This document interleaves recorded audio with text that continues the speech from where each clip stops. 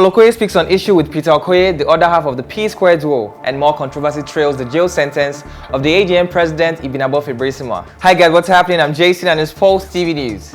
The Psquare drama continues. Okoye recently spoke on the split with his twin brother Peter Okoye, the other half of the Psquare duo, but he was not so forthcoming with more information. He said he would like to keep this a private issue as it's a family matter and would like it to be resolved within. Speaking to MTV Base, he said, "When it comes to Psquare, it's a family problem. Don't worry guys, but when we're done with the family problem, we'll let you guys know." However, family or not family, the fans seems to want none of it because they want their Psquare back, even though the two of them, Peter and Paul, had gone out to release individual music, with Peter going under the name Mr. P, while Paul went under the name Rude Boy.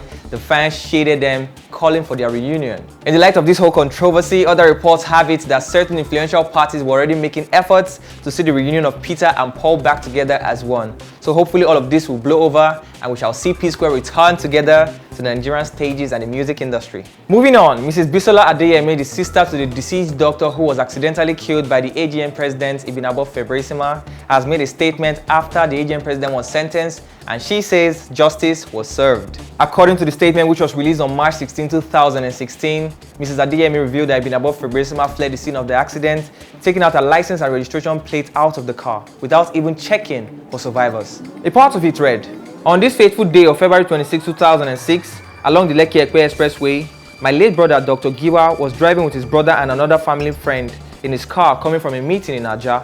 They were held up in the traffic around the time when this tragic accident happened. Ibinabo was never remorseful. They brought her to meet with me shortly after my brother's death in GRA Ikeja before my return back to the USA. But our only concern then was to drop the charges against her. I told her that it's not my family versus her, but the state versus her. That where I come from in USA, that we do not interfere with the justice system, that they should do their job, and advise her to apologize publicly to the masses and to the family and throw herself to the mercy of the court. She said, and I quote, 'I can't do that because it's going to damage my career.' What an ego. She cannot apologize publicly." You can check out the full details on our website. After reading this though, you'd have to agree that even though a lot of people are sympathetic towards the plight of Ibinabo Fiberesima, who was sentenced to 5 years imprisonment for manslaughter, the revelation by the sister of the deceased shows that justice is truly being served. And that's it on Pulse TV News. Don't forget to subscribe and comment below and follow us on all our social media platforms. Until next time, my name is Jason.